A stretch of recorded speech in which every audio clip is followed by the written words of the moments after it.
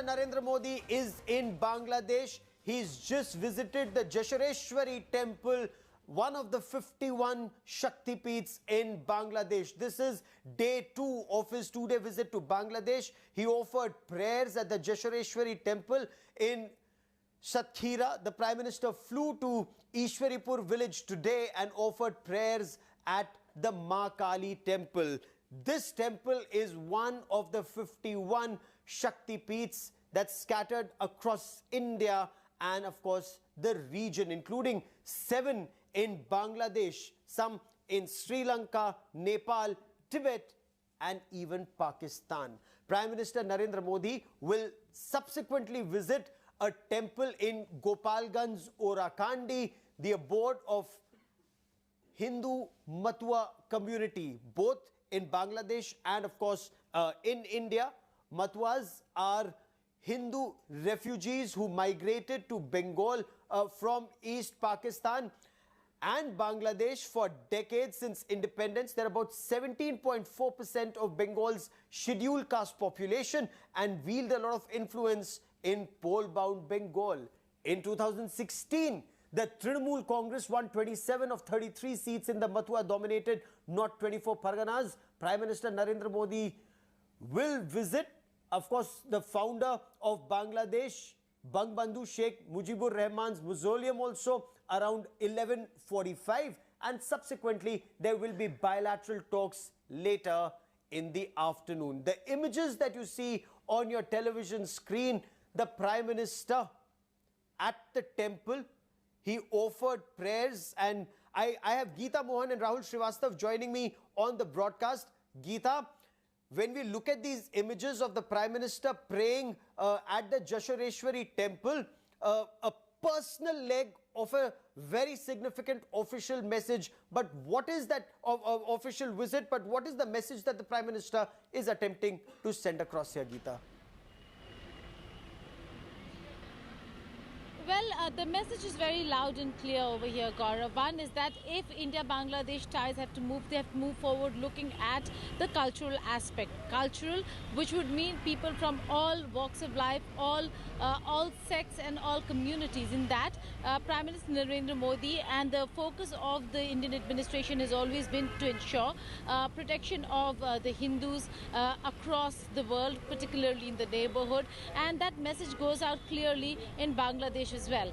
We know that there have been, under Sheikh Hasina, Gaurav, I have to keep repeating this, security has been something that Sheikh Hasina has been very sensitive about, looking into India's concerns and ensuring that Bangladeshi soil is not used against India. Having said that, there are still radical elements over here that make the space for themselves to ill-treat minorities, including people from the Hindu community. And when that happens, although there is action taken, we know that India and interests of India lie in ensuring security of the Hindus.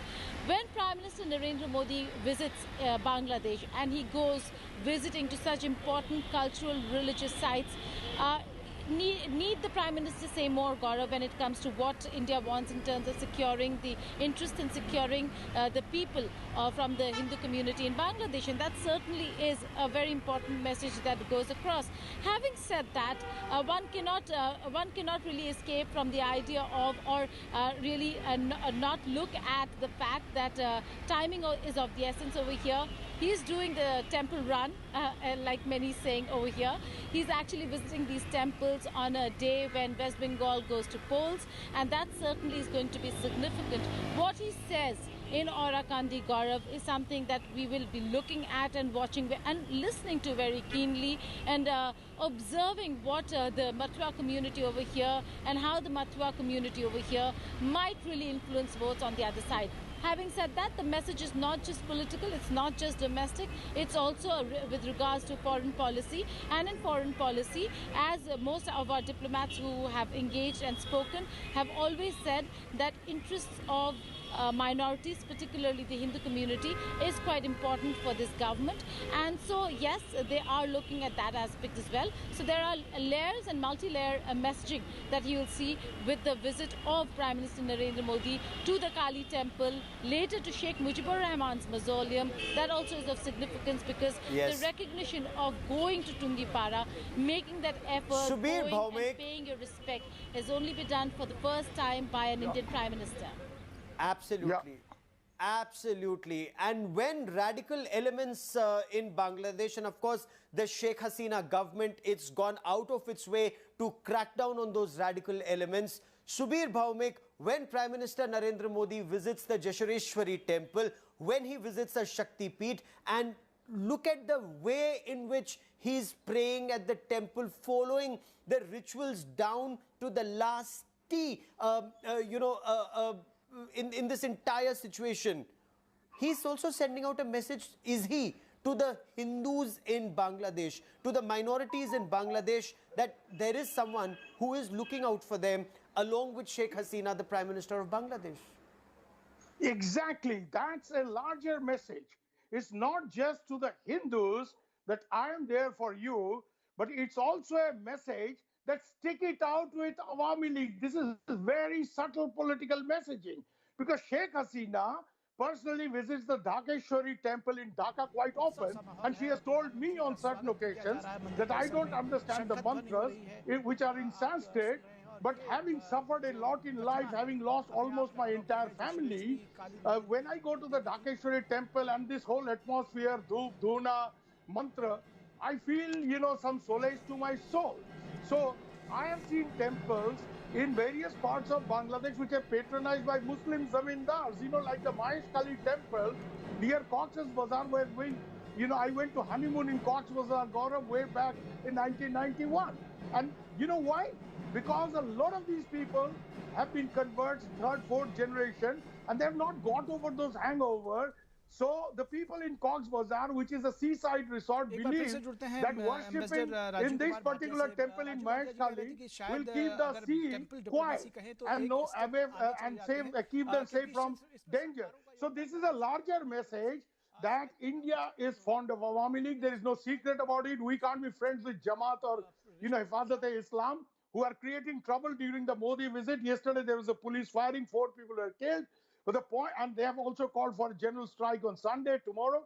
So the point here India is making is that the Hindus in Bangladesh have a protector in Modi, but also a protector in Sheikh Hasina, who is India's friend, who has delivered on multiple accounts, like, chasing out point, because that point, absolutely, that point will be taken across, Rahul Srivastav, to the people in Assam, to the people in Bengal, and the Prime Minister is not doing this just with elections in mind, whether there are elections or not. He's visited the Pashupatinath temple each time he's visited Nepal. I covered one such event when he went there in 2014 for the first time for a SAARC summit in Nepal. He visited the Pashupatinath temple. But Rahul, he's sending out a message.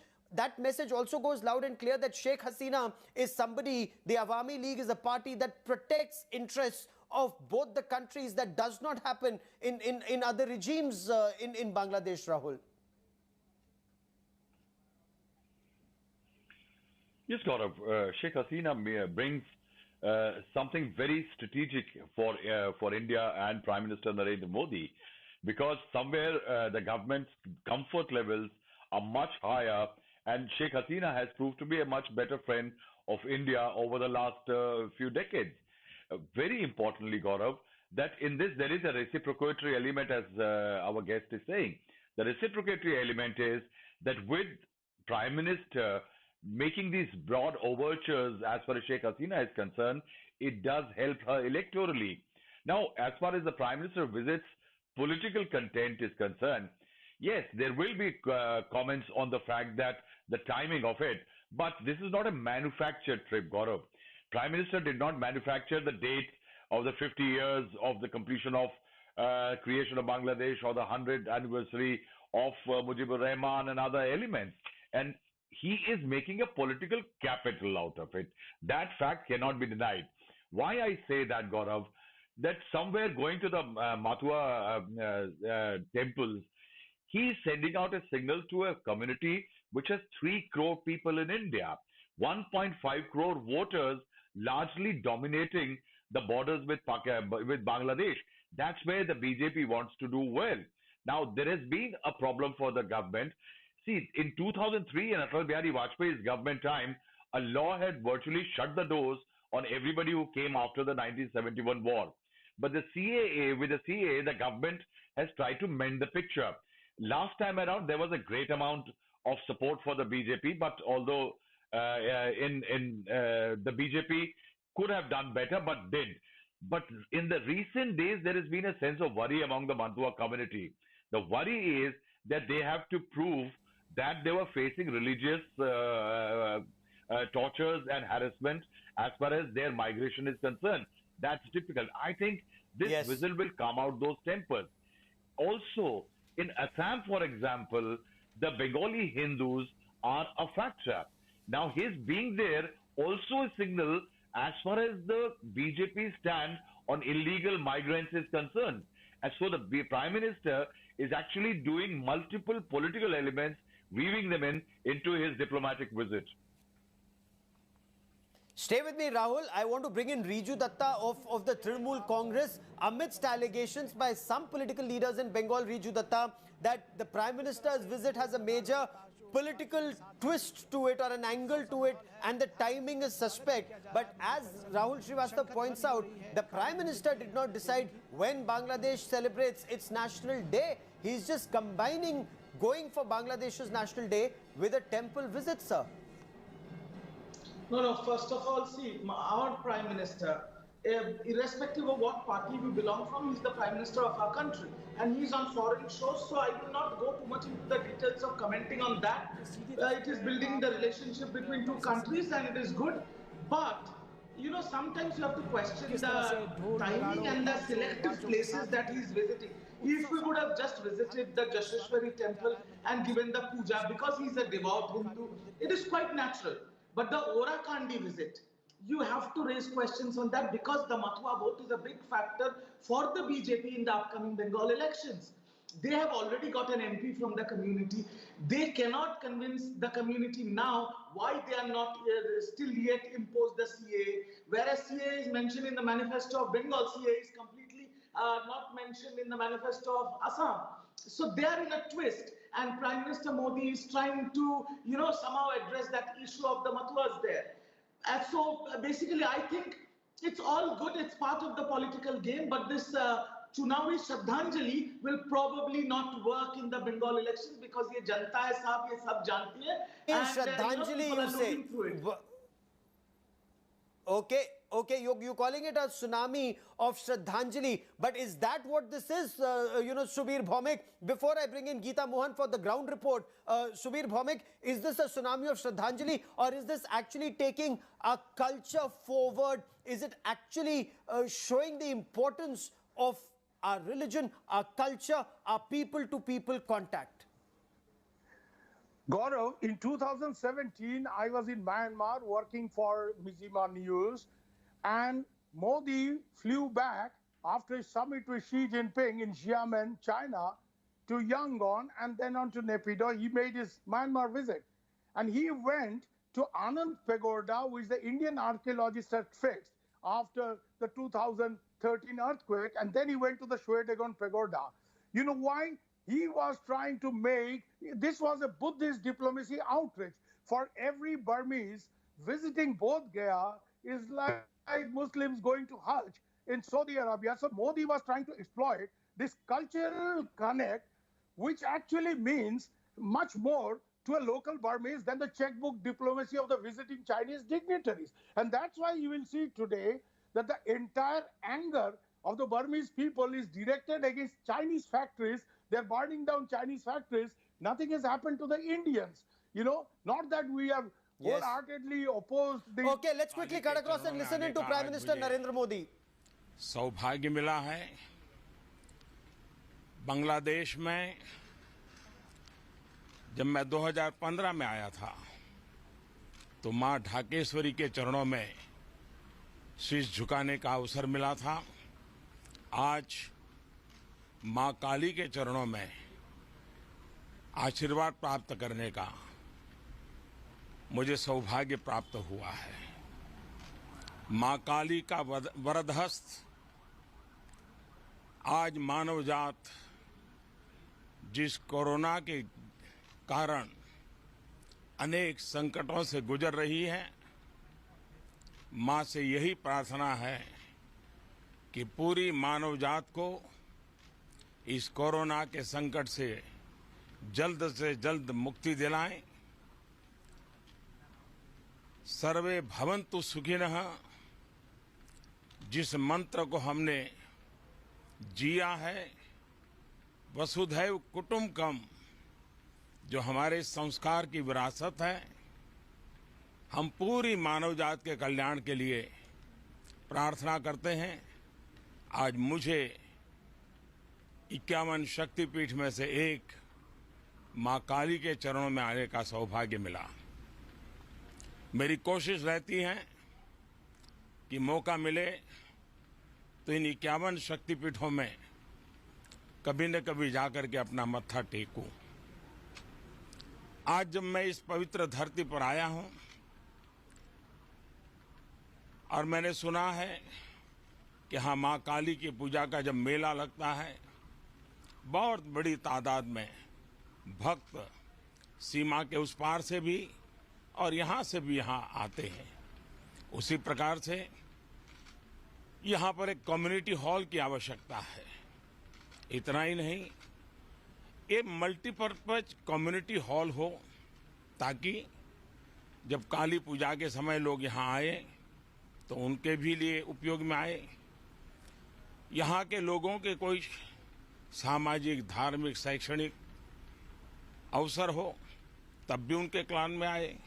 और सबसे बड़ी बात, disaster के समय, आपदा के समय, विशेष करके साइक्लोन के समय, ये कम्युनिटी हॉल हर एक के लिए एक शेल्टर का स्थान बन जाए। इस हेतु से भारत सरकार यहाँ पर इस निर्माण कार्यों को करेगी। मैं बांग्लादेश सरकार का भी आभार मानता हूँ कि उन्होंने इस कार्यक्रम के लिए, इस काम के लिए हमारे साथ शुभकामनाएं प्रकट की हैं। मैं फिर एक बार मां काली के चरणों में प्रार्थना करता हूं और सभी मानव समाज के कल्याण के लिए फिर एक बार प्रार्थना करता हूं।